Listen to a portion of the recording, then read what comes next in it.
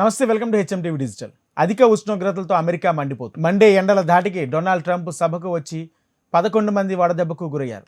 అయితే మనకు మొన్నటి వరకు వేసవి తాపం ఆహాకారాలు చేయించినప్పటికీ ప్రస్తుతం నైరుతి ఋతుపవనాలు రాకతో వాతావరణం చల్లబడింది. ఇదిలా ఉంటే అగ్రరాజ్యం అమెరికాలో మాత్రం పరిస్థితి ఇందుకు పూర్తి భిన్నంగా ఉంది. అమెరికాలో ఎండలు మండిపోతున్నాయి. అనేక ప్రాంతాల్లో భారీ ఉష్ణోగ్రతలు ప్రజలను భయపెడుతున్నాయి. రోజు రోజుకి నిప్పులు చెరుగుతుండడంతో రికార్డు స్థాయిలో ఉష్ణోగ్రతలు నమోదవుతున్నాయి. మొన్నటి వరకు మంచు తుఫాన్లతో భారీ వర్షాలతో తీవ్ర ఇబ్బందులకు గురైన అమెరికన్లు ఒక్కసారిగా పెరిగిన ఉష్ణోగ్రతలతో అల్లాడిపోతున్నారు.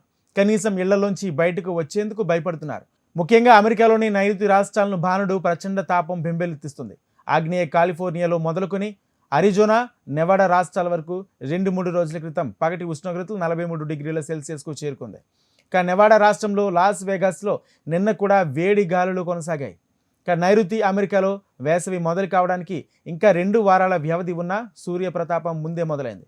ఫినిక్స్ పట్టణంలో 45 డిగ్రీల సెల్సియస్ ఉష్ణోగ్రత నమోదై కొత్త రికార్డు నెలకొల్పింది. ఫినిక్స్లో రిపబ్లికన్ పార్టీ అధ్యక్ష అభ్యర్థి డొనాల్డ్ ట్రంప్ సభకు వచ్చిన వారిలో 11 మంది వడదెబ్బ తగలడంతో ఆసుపత్రిలో చేరాల్సి వచ్చింది.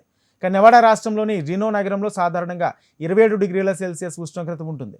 2 రోజుల క్రితం అక్కడ 37 డిగ్రీల సెల్సియస్ నమోదైంది. అరిజోనా రాష్ట్రంలో కొన్ని ప్రాంతాల్లో 43 డిగ్రీల సెల్సియస్ ఉష్ణోగ్రత కొనసాగుతుంది. పెరుగుతున్న ఉష్ణోగ్రతలు గ్లోబల్ వార్మింగ్కు నిదర్శనమని శాస్త్రవేత్తలు చెబుతున్నారు.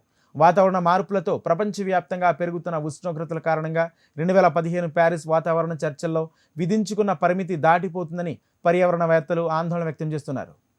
ఇక వాతావరణం మార్పుల కారణంగా ప్రతి గంట వేడిగా మారుతుందని తెలుపుతున్నారు.